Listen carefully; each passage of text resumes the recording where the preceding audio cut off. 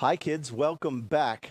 What an amazing week we've had this week when we've learned so much. Malachi, look at you. You're sitting, you're happy, you're at peace. Do you remember all the things that we've learned this week? Yeah. You remember the very first day we learned, what did we learn?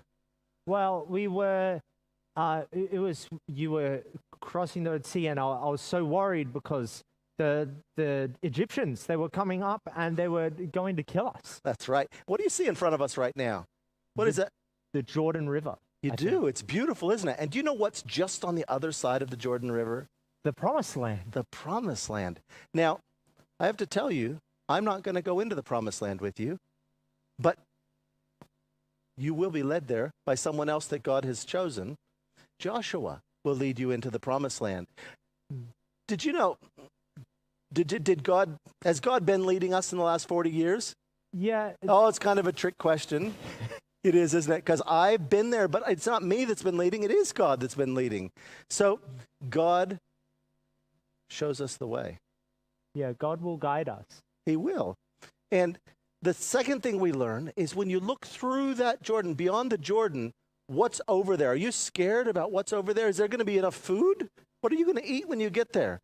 Well, I mean, we had quail and manna when we were wandering through the desert, but I've been told by Caleb and Joshua about the wonderful milk and honey that we'll find over there.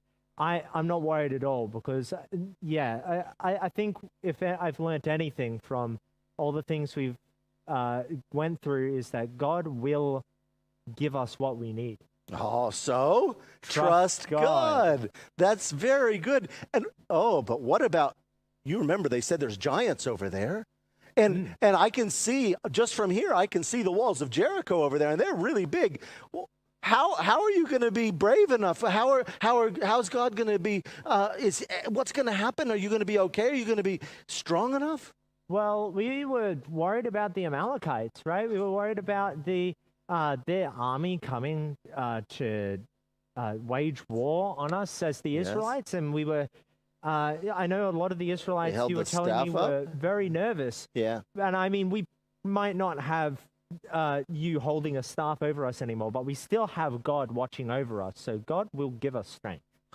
So trust God. That's so true. And so now you're there and you're fighting the enemy and God is protecting you and giving you strength. And how are you going to know that as you keep going deeper and deeper into that promised land, is God going to be with you? Are you sure? How do you know?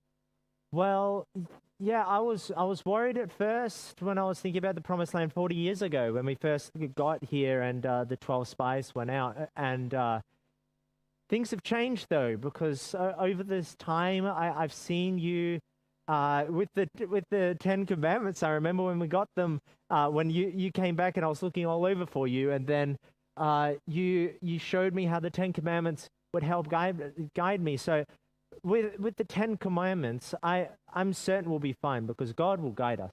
So trust God. And you know, there's one more thing I hope you take with you, and I know you will, because you have Joshua there with you and you have God with you, is that you can always have hope. Because every time you've needed God, he's shown up, hasn't he?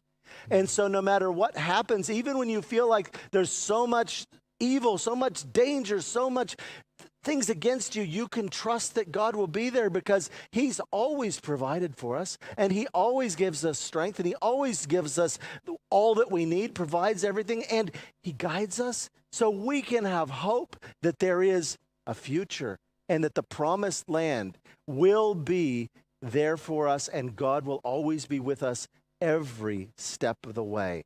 So we can have hope. So trust God.